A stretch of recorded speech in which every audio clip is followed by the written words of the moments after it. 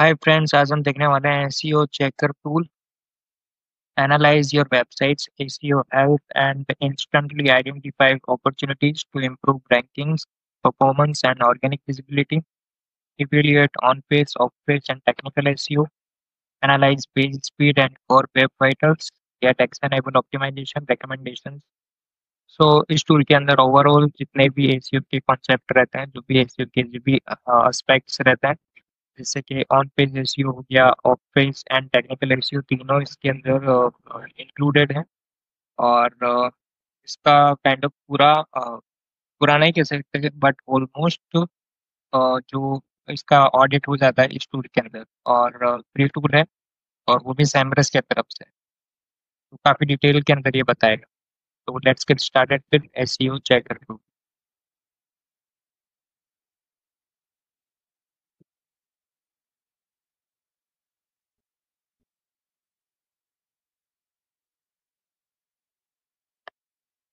ये टूल के बारे में बताने से पहले मैं आपको बता दूं, जो पीछे बताना रह गया, जो बताया था कि उसमें एक जब मैं रीड कर रहा था तो कोर वेब वाइटल वाला एक सेंटेंस आया था।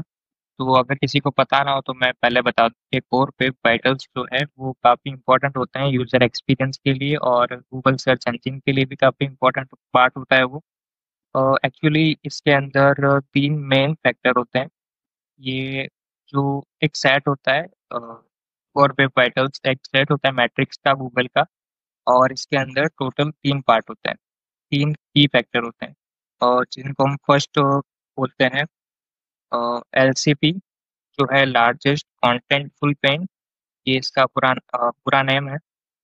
एक्चुअली ये जो है हमारी जो वेबसाइट के अंदर जो इमेजेस होती है, जो वीडियोस होती है, जो टेक्स्ट होता है, वो कितना टाइम लेता है लोडिंग के अंदर, कितना टाइम लेता है वो, ये उसको बताता है कि वो लोड होने में कितना ज़्यादा टाइम लगता है।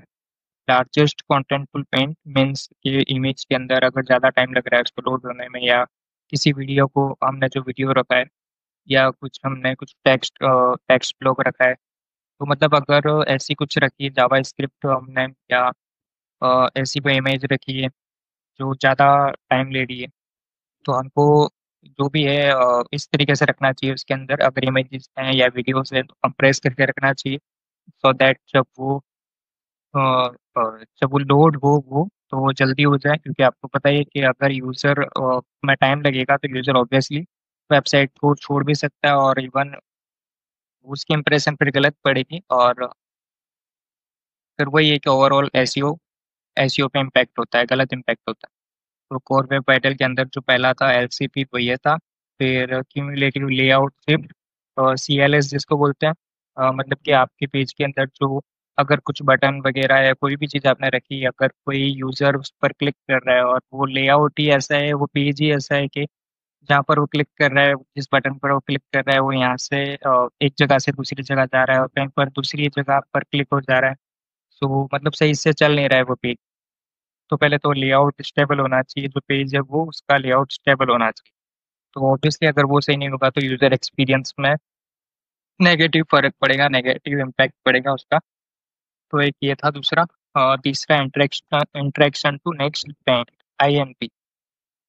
ये चेक करता है कि जब यूज़र क्लिक करता है तो जो पेज जो है वो कितनी जल्दी में रिस्पॉन्स करता है। तो ये इसके ऊपर ये है आईएनपी।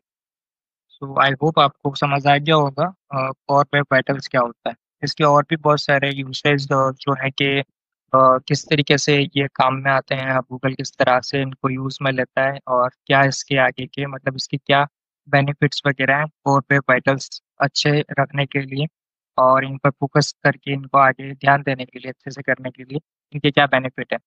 वो उसके ऊपर मैं एक अलग वीडियो बनाऊंगा। अभी जब मेरी ये फ्री टूल्स की जो प्लेलिस्ट जो मैंने चालू की है और एसईओ के फ्री टूल्स, वो कंप्लीट हो जाने के बाद फिर मैं स्टार्ट करूँगा। सो चलो अभी ये टूल को देखते हैं। Analyse your website for SEO issues and opportunities and use the SEO report to help improve rankings and traffic. No sign up required. यहाँ पर हम samrush.com का मैं एग्जांपल ले लेता हूँ। और यहाँ पर मैं ऑब्वियसली जब भी आप देख रहे हो कुछ अलग वेबसाइट नहीं ले रहा, मैं जस्ट कॉमन जो काफ़ी कॉमन वेबसाइट्स है, जैसे यहाँ पे मैंने सैमरस ले लिया। वही ले रहा हूँ इस तरीके से, कभी यूट्यूब की वेबसाइट लेता हूँ, कभी सैमरस की मैं। तो जस्ट आपको दिखाने के लिए आप दूसरी वेबसाइट्स में इसको चेक कर सकते हो। मैं जस्ट आपको बताने के लिए यहाँ पे वीडियो क्लिक कर रहा हूँ। तो चलो इससे शुरू कर लें। और यहाँ पर भी 3 टाइम्स चेक कर सकते हैं।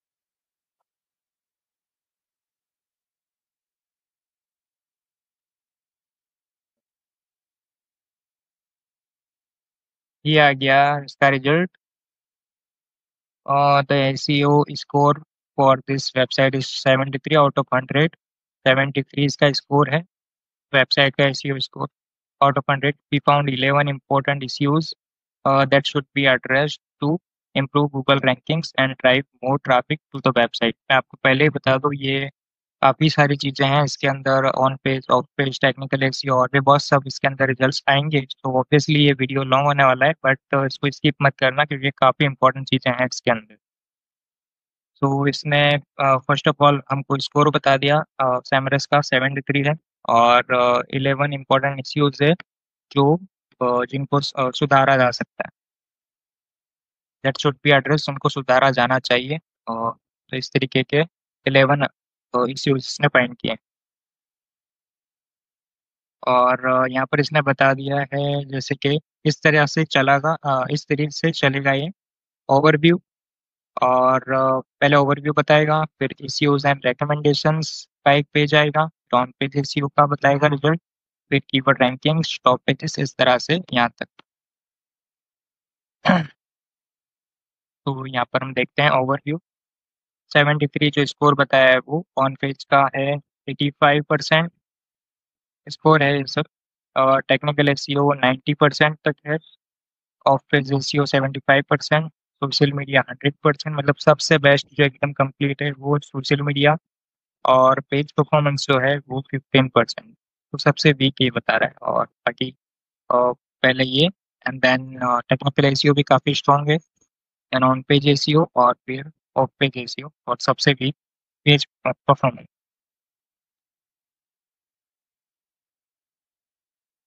इश्यूज एंड रिकमेंडेशंस, तो यहाँ पर ये हमको इश्यूज भी बताएगा और फिर इसके साथ जो इसके रिकमेंडेशंस होंगे वो भी बताएगा कि सॉल्यूशन क्या है उसके।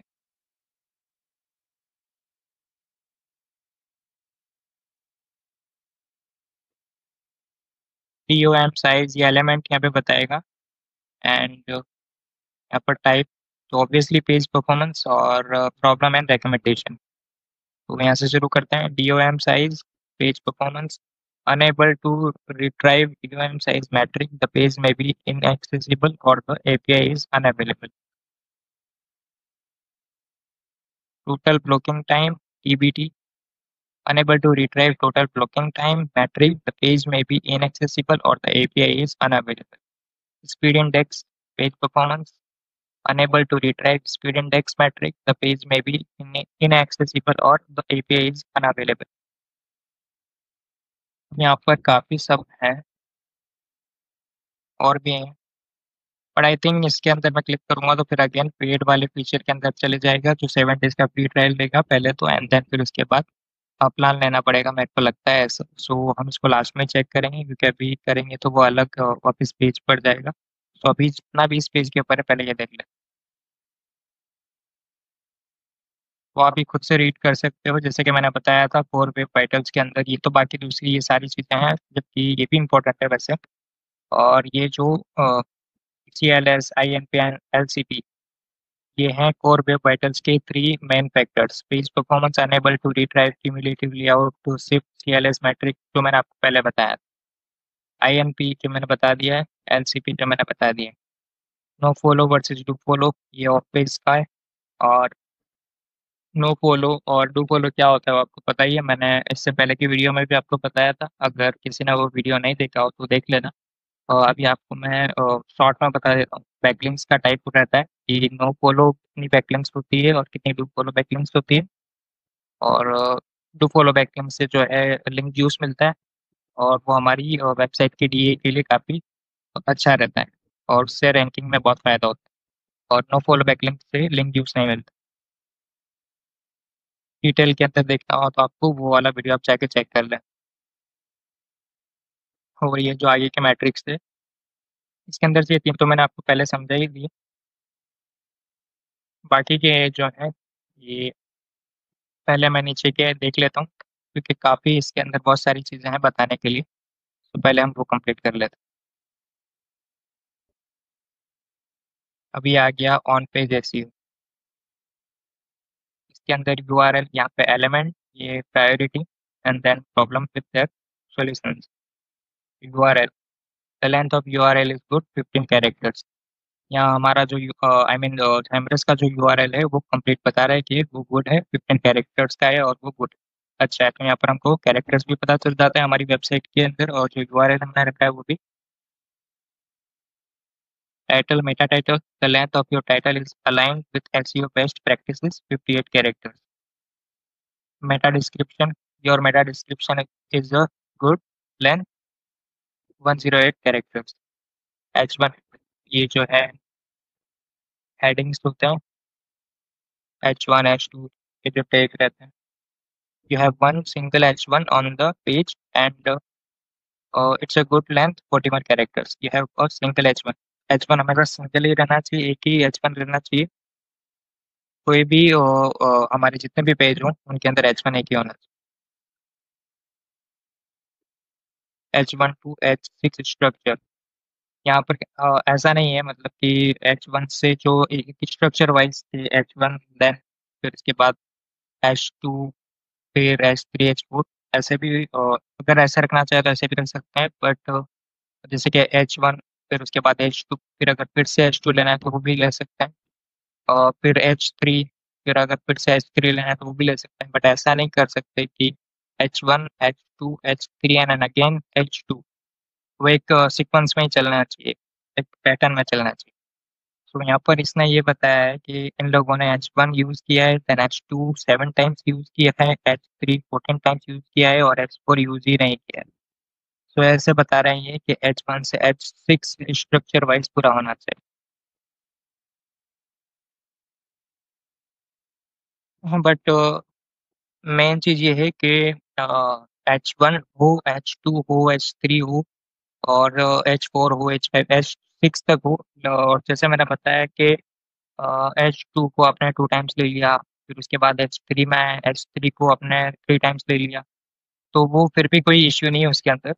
बट अगर आप एक बार जैसे कि H3 ले लिया, फिर उसके बाद अगेन आप H2 लेते हो, तो फिर वो गलत हो जाता है। ऐसा नहीं होना चाहिए, वो स्ट्रक्चर पूरा गलत हो जाता है। एक सीक्वेंस में ही चलना चाहिए। तो यहाँ हमको फ्रीक्वेंसी भी बता देता है हमारा जो हेडिंग का जो है, H1 to H6 के अंदर हमने कौन सा यूज़ किया है वो भी हमको पता चल जाता है। और यहाँ पे आप टेक्स्ट की जो बात हो रही है H1 के अंदर, the leading AI powered marketing platform, जो हमने लिखा होगा H1 के अंदर वो यहाँ पर बता देगा टेक्स्ट हमको। यहाँ पर H2 का tool tips for every task, फिर अगेन H2 यूज़ किया है, trusted by the world's leading brands. तो ये हमने जो हेडिंग के अंदर तो जो हमने लिखे हुए होंगे वो टेक्स्ट यहाँ पर हमको बता देंगे। इमेज का ऑल्टर टेक्स्ट है, your images all have alt text, मतलब जितने भी इमेजेस है उनके ऊपर ऑल्टर टेक्स्ट लगता है। तो वो भी एसईओ के अंदर ध्यान रखना चाहिए कि ऑल्टर टेक्स्ट होना चाहिए, और ऑल्टर टेक्स्ट के अंदर कीवर्ड होना चाहिए, और अ, ऐसा होना चाहिए कि वो उसके अंदर जो कंटेंट हो उसके रिगार्डिंग ही कीवर्ड हो, कुछ भी अलग ऐसा ना हो। उस तरीके का सही कीवर्ड होना चाहिए, primary keyword. Content, you have a good text to code ratio 31.66। जो कंटेंट है उसके अंदर मतलब कि जो भी इनने कोड लिखा है वो उसका रेशियो सही है। और your page an appropriate amount of content, मतलब जितना 2904 वर्ड्स का है, यहाँ पर हमको इतना डीप में बता रहा है ये कि काउंटिंग भी बता रहा है वर्ड्स की कितनी है, और you have a good text to code ratio के हिसाब से भी हमको बता रहा है कि ये भी सही है। तो वो इतना डिटेल में पता चलता है। कीवर्ड डेंसिटी भी हमको बताता है, जैसे कि आपको पता है कि कीवर्ड डेंसिटी 3% से ज़्यादा नहीं होनी चाहिए। तो वो भी हमको बता रहा है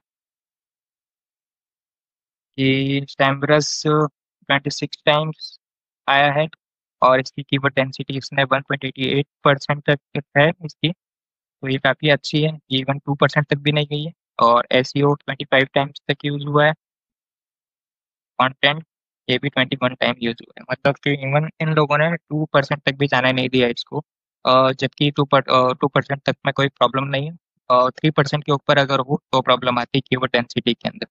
तो काफ़ी बेटर किया हुआ है, अब कीवर्ड डेंसिटी के हिसाब से ही इन लोगों ने कीवर्ड्स डाले हुए हैं, कीवर्ड स्ट्रैपिंग बिल्कुल नहीं है इसके अंदर। अब ये keyword rankings, the section provides a list of the website's top SEO keywords according to the organic traffic they drive to the site। Organic traffic जो आ रहा है इन कीवर्ड्स की वजह से आ रहा है, और वो कौन से टॉप की एसईओ कीवर्ड्स हैं वो यहाँ पर बताएगा। सबसे पहला है Semrush, फर्स्ट पे रैंक कर रहा है, ट्रैफिक है ला रहा है जो ऑर्गेनिक ट्रैफिक, ये 4.15% वॉल्यूम, ये रहा वॉल्यूम इसका। और कीवर्ड डिफिकल्टी, मतलब इतना 95, इसका जो 95% कीवर्ड डिफिकल्टी है, जो ऑब्वियसली काफ़ी इसको बीट करना, इस कीवर्ड को बीट करना काफ़ी मुश्किल है। CPC, cost per click, US dollar के अंदर ये बता रहा है अभी 5.73, तो अभी यूएस डॉलर में बता रहा है। आई थिंक तो अगर हम इसका पेड वर्जन ले तो ऑब्वियसली चेंज कर सकते हैं, अभी इसके बारे में देखना पड़ेगा। बट क्योंकि मैंने पहले के टूल्स में देखा हुआ है, जो मैंने अलग से देखा था, आई थिंक वो पहले वाली वीडियो में शायद अगर मैंने बताया होगा, या तो फिर मैंने जब दूसरी वीडियोस जो मैं रिकॉर्ड कर रहा था, जो आगे मैं पोस्ट करने वाला हूँ इस प्लेलिस्ट के अंदर फ्री टूल्स की, तो उसके अंदर आई थिंक मैंने देखा है कि बाय डिफॉल्ट जो रहता है वो यूएस के बेस्ड रहता है, यूएस के बेस्ड रहता है। सो पेड प्लान के अंदर ऑब्वियसली ये चेंज होता होगा। और दूसरा कीवर्ड ये है, तीसरा ये वाला, इस तरह से ये वॉल्यूम जो है 1,10,000, ये 1 मिलियन सर्च वॉल्यूम है ये, कितने टाइम सर्च होता है।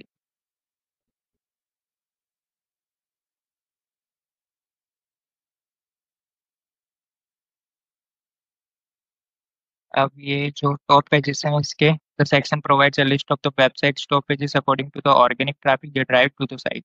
इन पेजेस के ऊपर सबसे ज़्यादा ट्रैफिक आता है, ये वो टॉप पेजेस है Semrush के। ओवर करने से इनका पूरा जो है यूआरएल पता चल जाएगा कि कौन सा वेब पेज, यहाँ पर क्लिक करके वेब पेज पर भी जा सकते हैं।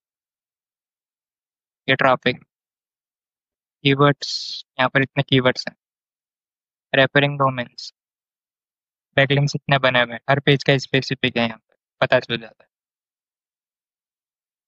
तो एक ही टूल के अंदर सारी चीज़ें आ जाती है, पूरा ऑडिट हो जाता है ऑलमोस्ट, और फ्री टूल है। Page performance, this section presents the page performance results, summarizing page load metrics and core web vitals that shape the user experience and search visibility, and offers targeted recommendations to accelerate page and strengthen overall SEO impact। core web vitals भी आ गया, user experience के ऊपर ही based है ये सब।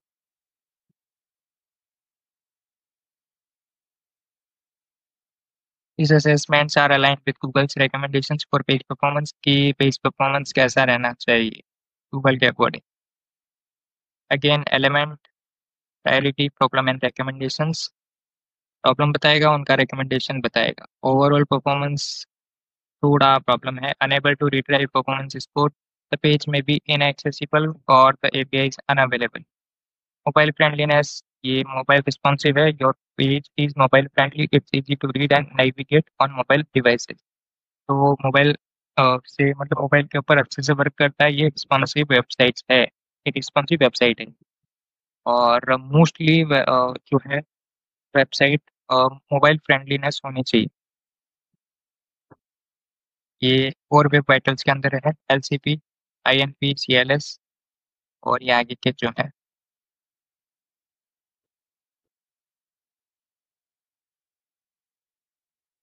Technical SEO. This section presents the result of the technical SEO audit, covering elements like crawlability, indexation, Indexation, security and structured data along with recommendations to resolve any issue. Technical SEO के अंदर जो problem वगैरह जो भी कुछ है इसके अंदर वो बताएगा और उसके रिकमेंडेशन बताएगा जैसे बाकी मैं बताया था।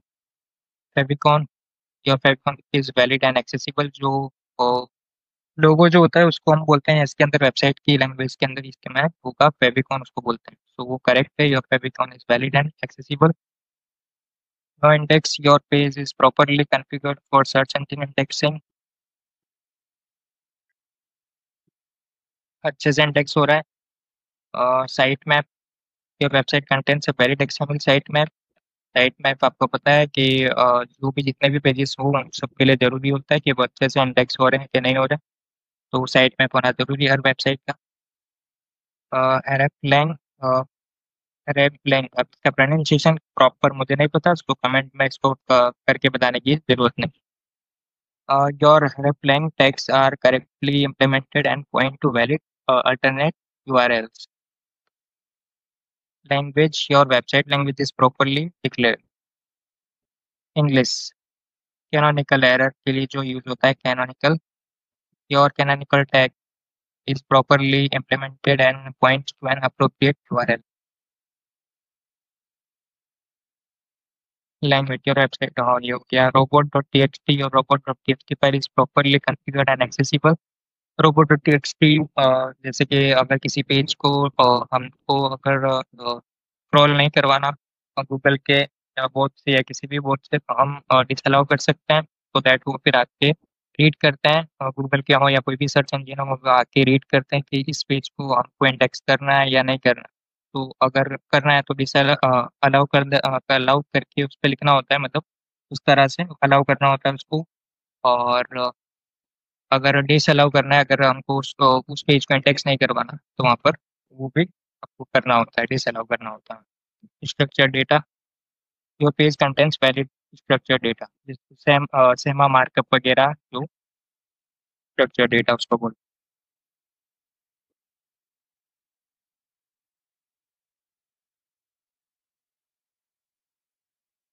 अब ये है कॉम्पिटिटर्स का बता रहा है। This section provides a list of the website's top competitors. This section provides a list of the websites top competitors according to the percentage of keywords both sites are competing for in Google search.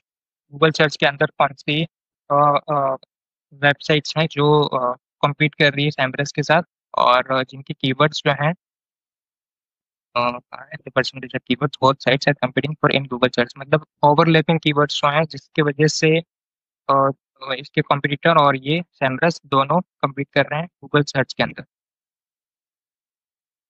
similarweb.com, common keywords जो overlapping keywords जो मैंने बताया था, common keywords ये competition level या error, ये सब ये भी जो पहले वाली वेबसाइट पहले वाला जो टूल मैंने बताया आई थिंक उसके अंदर ही कवर हो जाता है शायद, और नहीं हुआ तो अभी आप देख सकते।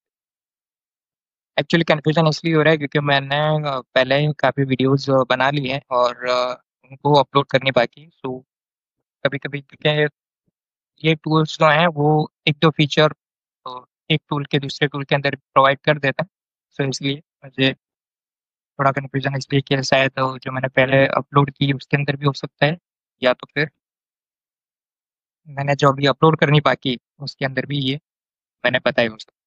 तो कोई बात नहीं, यहाँ पर जैसे कि आप देख सकते हो ये कॉम्पिटिटर है और ये कॉमन कीवर्ड्स हैं सैमरस में, और सैमरस के और जो कॉम्पिटिटर है उनके अंदर, और ये उनका कॉम्पिटिशन लेवल है।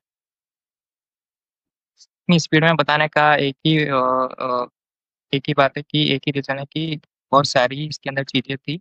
सो अगर और स्लो बताता तो वीडियो काफ़ी लॉन्ग हो जाता और फिर आप लोग बोर हो जाते। तो देखते हैं ऑफिस हिस्ट्री के बारे में जो रिजल्ट है। ऑथोरिटी स्कोर है इसका 79, your authority score is strong 79 है। Backlinks, your total number of backlinks is on par with और stronger than your competitors, it means कि या तो इक्वल है या उनसे स्ट्रॉन्गर है। Keep building high quality links to maintain your edge, मतलब अगर इसी पोजीशन के ऊपर बने रहना है तो लिंक बनाते रहने को। referring domains, your total number of referring domains is on par with or stronger than your competitors again, या तो इक्वल है या उनसे स्ट्रॉन्ग है, तो keep building high quality backlinks to maintain your edge. चलो अब ये देखते हैं no follow versus do follow. Your backlink profile contains too many no follow links, very little link equity reaches your site, secure more do follow links to improve your authority. Your backlink profile contains too many do follow links. Google may consider this a paid or manipulative pattern. Audit your link building tactics and diversify sources. तो ये इसमें आपको confusion हो सकता है कि ये यहाँ पर दोनों बातें बोल रहा है कि डू फॉलो बैकलिंक्स भी ज़्यादा है और नो फॉलो बैकलिंक्स भी ज़्यादा है। तो वो आपका कंफ्यूजन में क्लियर कर दूं कि ये क्या कहना चाहता है। बेसिकली बैकलिंक प्रोफाइल बैलेंस्ड नहीं है, ये बोलना चाह रहा है ये। गूगल को नेचुरल मिक्स पसंद है, जैसे कि 70% डू फॉलो और 30% नो फॉलो, ऐसे एक रेशियो बनाना होता है, तो वो नेचुरल लगता है।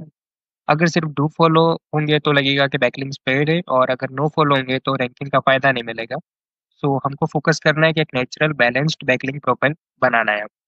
सो ये कहना चाहता है 70 और 30 के रेशियो में होना चाहिए, तो ये इसने यहाँ पर बताया है। सोशल मीडिया का देख लेता है। The section compiles the social media audit results. Social media audit result बता रहे हैं हमको confirming whether links to Facebook, YouTube, Instagram, X and LinkedIn are present and offers recommendations to add any missing profiles। ये बता रहा है कि जो सोशल मीडिया प्लेटफॉर्म से उनके साथ लिंक किया हुआ है या नहीं, इसका जो वेब पेज है इनके, इस वेबसाइट के सैम्पल्स के जो वेब पेजेस हैं वो लिंक हुए हुए हैं या नहीं, और जिन के ऊपर नहीं है वो ये बताएगा। So elements priority problems with the recommendations। Facebook यहाँ पर लिंक है, your page appears to contain a link to your Facebook page. Facebook page पर है, मतलब कनेक्ट कर रहा है ये। यूट्यूब का भी है, इंस्टाग्राम का भी है, एक्स का भी है और लिंक्डइन का भी है। तो इसीलिए जैसे हमने स्टार्टिंग में देखा था कि सोशल मीडिया का 100% बता रहा है। टॉप बैकलिंक्स जो है, this section provides a list of the website's top backlinks according to the authority score of the linking site. ये ऑथोरिटी स्कोर के बेस के ऊपर बता रहा है कि टॉप बैकलिंक्स कौन सी है।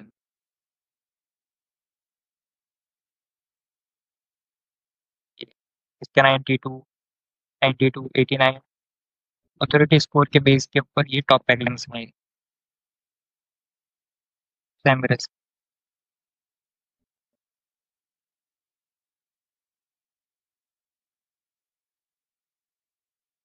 अब मैं आपको वो बता देता हूँ जो पहले स्टार्टिंग के अंदर बाकी रह गया था, जो मैंने आपको बताया था कि ये हम बाद में देख लेते हैं।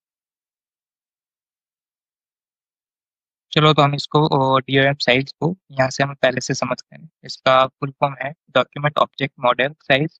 ये मेजर करता है आपके वेब पेज में मतलब कितने HTML एलिमेंट्स हैं जो इस पेज को लोड होने में स्लो कर रहे हैं। पेज में मीन्स सिंपली कि ज़्यादा अगर एलिमेंट्स रखोगे जो ब्राउज़र को लोड करने में टाइम लगवाएगा, तो फिर आपका पेज स्लो होगा। और इसलिए आपको HTML जो एलिमेंट्स हैं वो कम होने चाहिए, जिससे आपका पेज सही से जल्दी से लोड हो। अब ये है टोटल ब्लॉकिंग टाइम, TBT। ये बताता है कि यूजर के लिए पेज कब तक इंटरेक्ट करने के लायक नहीं है, क्योंकि जावास्क्रिप्ट या कोड जो है कोड बैकग्राउंड उसको ब्लॉक कर रहा है। तो वो एक टाइमिंग बताता है कि टोटल ब्लॉकिंग टाइम इतना था। स्पीड इंडेक्स देख लेते हैं। ये मैट्रिक बताता है कि पेज कितनी जल्दी विजुअली लोड होता है, मतलब स्क्रीन पे जो कंटेंट दिखने लगता है उसका जो स्पीड जो है उसकी, वो बताते हैं। अगर कंटेंट फास्ट अपेयर होगा तो स्पीड इंडेक्स अच्छा हो, वरना slow. First content paint FCP, ये वो टाइम है जब यूजर को पेज पे पहली बार कोई भी विजिबल कंटेंट दिखता है, जैसे कि टेक्स्ट हो गया, इमेज हो गया, लोगो हो गया, तो ये वो चीज से ऊपर टाइम पर। Time to first byte TTFP, ये बताता है कि सर्वर को रिस्पॉन्स देने में कितना टाइम लग रहा है, मतलब जब आपने पेज रिक्वेस्ट किया और सर्वर से पहले डेटा का जो बाइट यूजर के ब्राउजर तक पहुंचा उसमें कितना डिले हो। तो ये वो बता, सर्वर फास्ट है या स्लो है, वो बता। और बाकी जो है मैंने आपको पहले बता दिया, ये जो CLS INP वगैरह, तो इसके अंदर बस इतना ही है। No follow do follow your backlink profile, जो मैंने बताया आपको कि अगर वेबसाइट के अंदर कितनी नो फॉलो बैकलिंक्स है और कितनी डू फॉलो बैकलिंक्स है वगैरह, जो नीचे आया ये वही चीज़ है जो अभी हमने चेक किया है लास्ट में, जो हमने देखा ये सब वही चीज़ें। आई डोंट थिंक कि कुछ बाकी रह गया बताने के लिए, बट फिर भी अगर, क्योंकि बहुत सारी चीज़ें थी बताने के लिए, तो अगर कुछ मिसिंग रह गया हो तो कमेंट सेक्शन में जरूर बताएं। तो जो बाकी रह गया था, जो मैंने आपको बताया था कि ये शोमोर वाला, जो अगर इसके ऊपर क्लिक करेंगे तो आपको हो सकता है कि ये हमको 7 डेज की फ्री ट्रायल वाले पेज के ऊपर रिडायरेक्ट करे। तो चलो इसको क्लिक करके देख लेते हैं। नहीं, इसमें ऐसा कुछ भी नहीं है। इसके अंदर जैसे हमने जो पहले चेक किया था कि हेडिंग टेक का स्ट्रक्चर बता रहा है, तो हमने अभी देखा है, बस वही इसके अंदर एक तो इसने ऐड की, तो हम ऑलरेडी पहले देख चुके। ये बता रहा है your heading structure is irregular, but ये कोई मेजर प्रॉब्लम नहीं है, क्योंकि इसने वो नहीं किया है कि H1 लिखा है and then H2 H3 H4 and फिर अगेन वापस H3 के ऊपर आ गया, H4 करके H3 के ऊपर आ गया, या H3 यूज कर लिया and then again H2 use किया। ऐसा कुछ बड़ा मेजर प्रॉब्लम नहीं किया इसने, बट फिर भी कि H6 तक पूरा जो एक पैटर्न था, एक सीक्वेंस था, उसमें उस हिसाब से नहीं किया, तो वो बता रहा है ये your heading structure is irregular. वैसे पूरी वेबसाइट के अंदर काफ़ी बेटर तरीके से जो एसईओ किया हुआ है, एसईओ के सारे एस्पेक्ट काफ़ी बेटर तरीके से किए हुए हैं। सो हम इस टूल के अंदर, जैसे कि आपने देखा, ये सारे तरीके से 90% उसको पूरा कवर कर सकते हैं जस्ट फ्री टूल के अंदर, ये एसईओ चेकर टूल के अंदर। आई होप आपको वीडियो पसंद आया होगा। अगर इसके अंदर कुछ भी मिसिंग रह गया और बाकी रह गया हो तो प्लीज़ मुझे कमेंट सेक्शन में बताएं, और कुछ डाउट हो तो भी मुझे कमेंट सेक्शन में बताएं। Thank you so much.